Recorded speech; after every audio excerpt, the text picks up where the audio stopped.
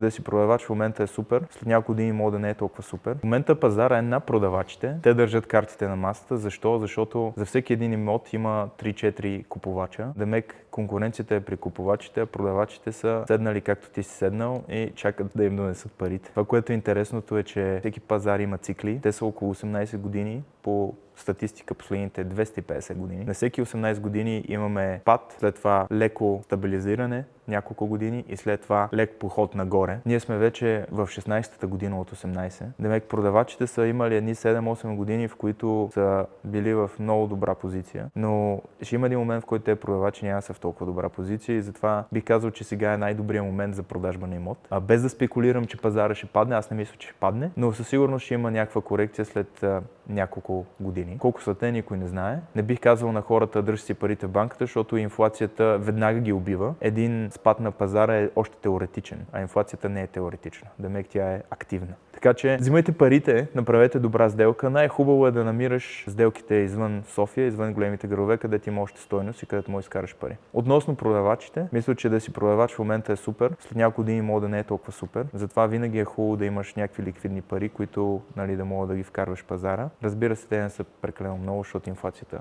вече казахме, ще ги убие.